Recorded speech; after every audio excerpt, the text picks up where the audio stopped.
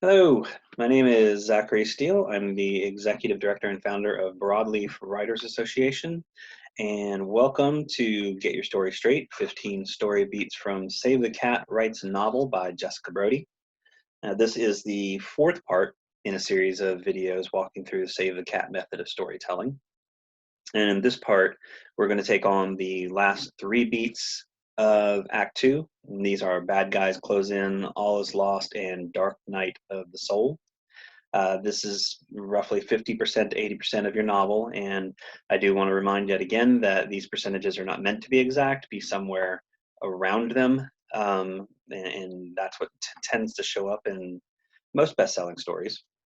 Now, as usual, as before, so that I can continue to offer you an example of how these beats are put to use, I will continue to reference Harry Potter and the Sorcerer's Stone by J.K. Rowling.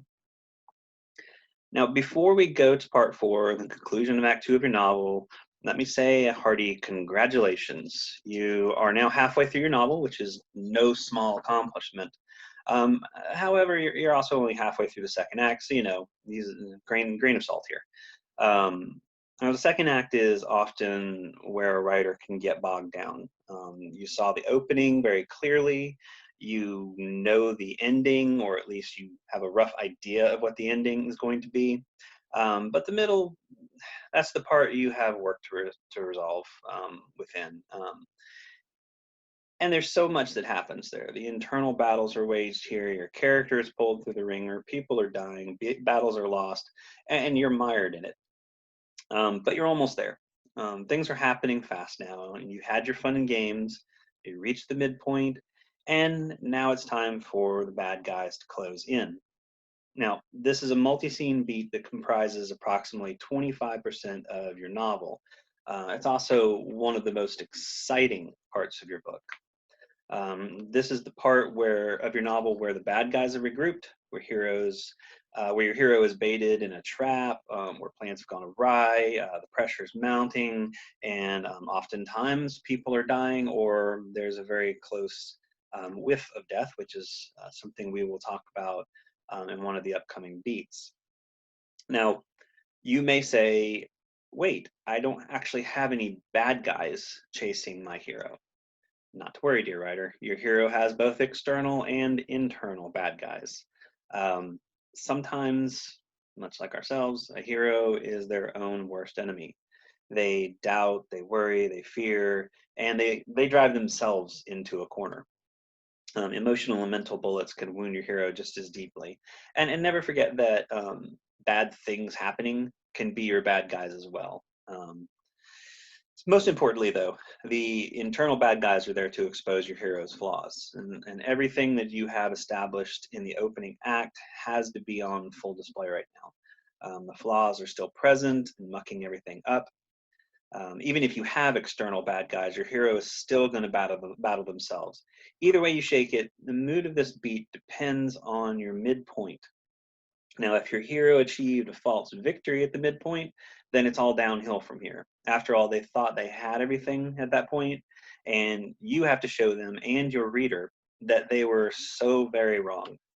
Now, on the other hand, if your hero reached a false defeat, then they're climbing their way out. But just remember, don't forget the bouncing ball. Up and down. If your hero's on a downward path, you have to sprinkle some good in, especially if it can be unexpected. Likewise, an upward path still needs a dose of reality every now and again. Now, in Harry Potter and the Sorcerer's Stone, in this part of the book, things are happening very fast, and as the mystery grows, the pressure mounts. The kids have learned about Nicholas Flamel and the Sorcerer's Stone, and that there's a three-headed dog that is guarding it and has something to do with a series of challenges to get to the stone. Harry receives the cloak of invisibility here, and he also discovers the mirror of Erised. He sees his parents in the mirror, and this reawakens Harry's sense of loneliness. Despite all of his happiness at Hogwarts, and he begins dreaming of his parents dying and we can see that as internal bad guys closing in, mounting pressure, seeing this horrible thing in his head.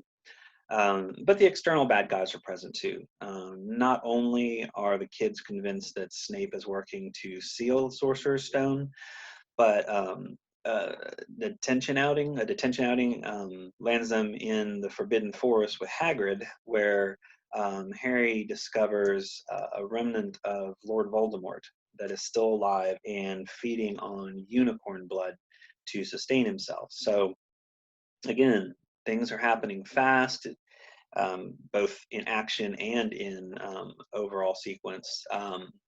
This is a result of Harry's false victory after the Quidditch match, where he feels like he has everything in place, and the mystery is building, and the pressure is mounting, and he is kind of sliding downward into this darker part of the story. But at the same time, there's still humor, there's still some great discoveries, some fun with the cloak, the excitement of the mirror, things like that. She really weaves the good and the bad through this quite well. But now that we're through with Bad Guys Close In, that brings us to the All Is Lost, which is roughly around the 75% of your novel. And this is it. This is rock bottom for your hero. As can be the truth with any of us, your hero can't change until they hit rock bottom, until they have nowhere else to go, until it's the only option left to them. No matter what path you had them on, upward or downward, this is where they fall. And it's important that something has to happen to your character. And this is sort of redoing the catalyst, but it's the catalyst for this particular act. It's the catalyst to change, whereas the catalyst beat before was the catalyst to the action that would follow, to the shift into a new life, a new world. So just like that, something has to happen to your character that brings them to their lowest point. And this is just one scene, one moment, and you take everything away. Everything that the hero has is lost. And whatever it is, it has to be bigger than the catalyst. Now, the catalyst was big, and it drove your hero into the story, but this has to be jarring. This has to be, if I relate it to something in real life, a near-death experience that really jolts somebody into trying to change their life. It's bankruptcy. It's big. It's broken relationships. It's something that forces your hero to see themselves more truthfully than they ever have before. Now, it has to be seemingly insurmountable, and it has to leave your character worse off than when they started at the beginning of the book. And one way to do that is, as I mentioned before, is to bring in the whiff of death. This is what Jessica Brody calls it, and I think it's very aptly named. This is in most books. This is the part of the story where most characters will die or almost die, or there will be some element of death that enters into it. And deaths of mentors almost always happen right here, because this is where you, as the writer, have to shed what the hero needs in order for them to finally take that last step and learn their lesson. They have to be able to address that on their own, and mentors make it very easy to assist a hero. So that's why they most often die in this part. Keeping with Harry Potter's world, this would be the part of the book in the Half-Blood Prince, when and spoiler alert, that Dumbledore dies, and it forces Harry to complete the rest of the story on his own. So one way you have to do it, you absolutely have to do it. You fall in love with your own characters, and it can be very hard to off them just for the sake of a story, but it can be such a profound thing to do, and you as a writer have to make these choices to force your hero as low as they can go. You have to give them, take everything away from them and give them no choice but to follow through and learn the lesson we have so desperately been waiting for them to learn. So kill the character that means the most to your hero, break up relationships, fire someone, arrest an associate, just make it big, make it memorable, make it a memorable event so your reader can't shake it, because it has to feel that way for your hero as well. It has to be the thing that seems to wreck the world as they know it.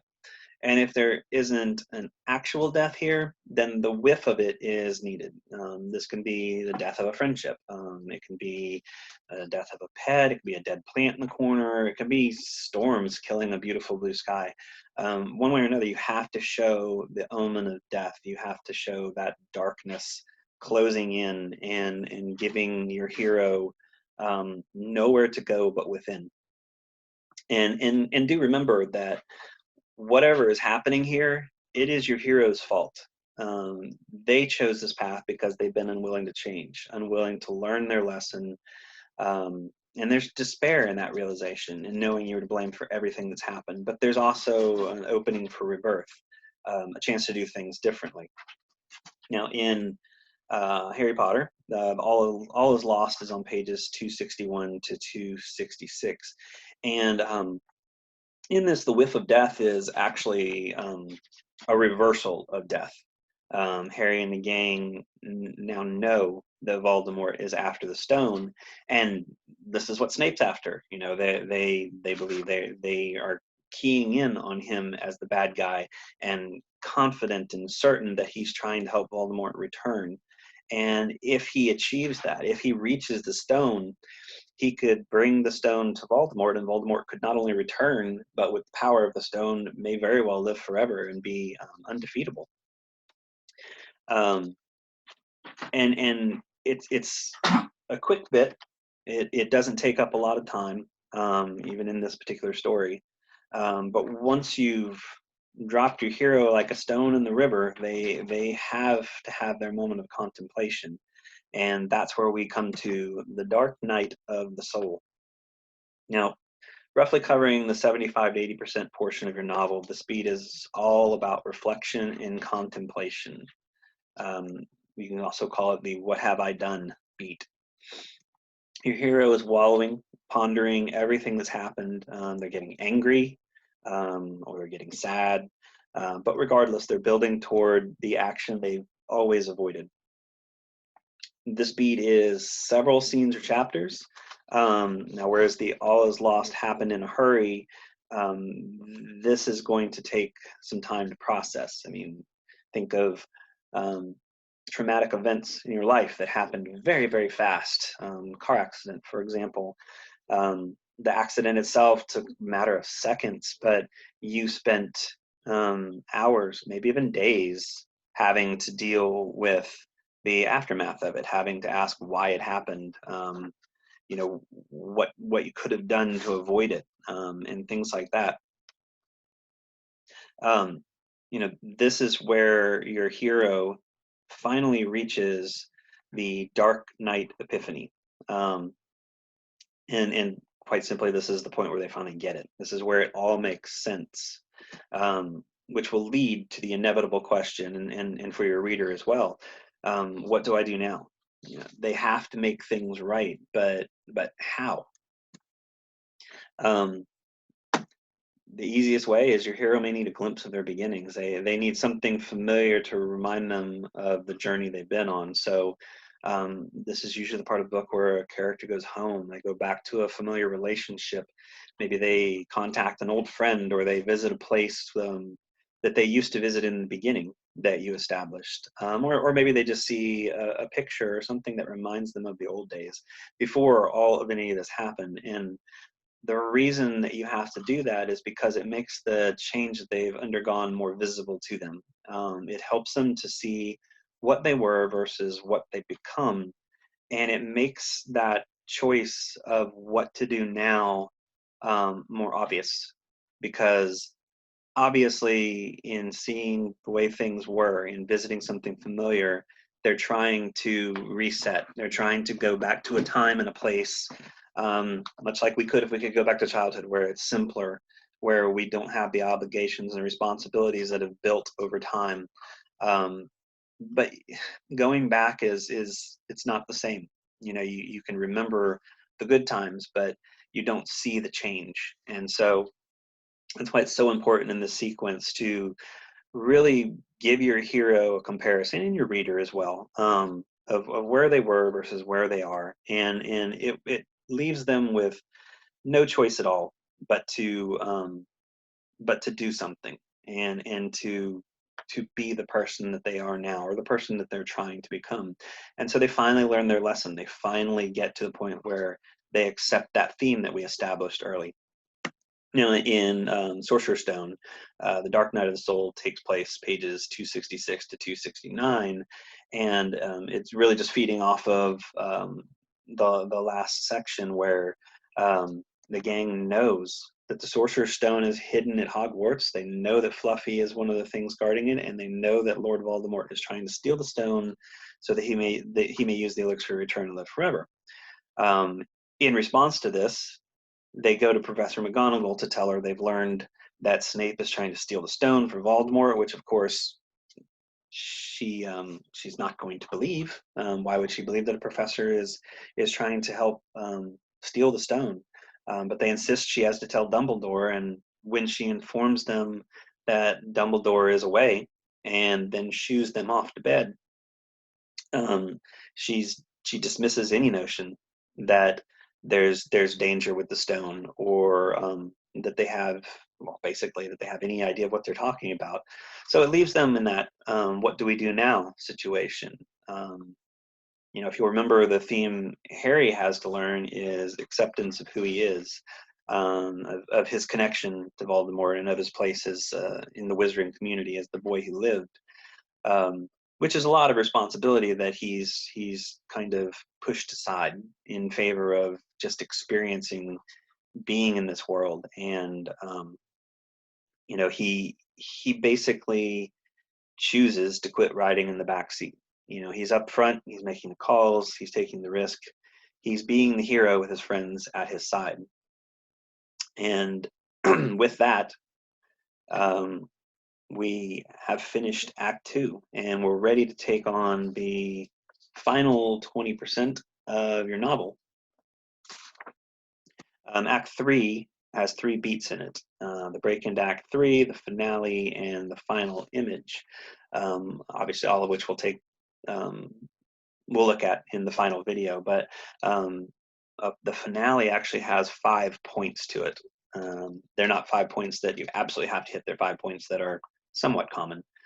So there's quite a bit to cover in that particular one as we close up your novel and leave the readers absolutely riveted, and maybe, if it's a series, looking forward to what is to come. Now, as always, I hope you've enjoyed this and that it has helped you understand this section of beats. If not, or if you just have a comment, drop it below. But I thank you for listening, and I look forward to finishing this up with you.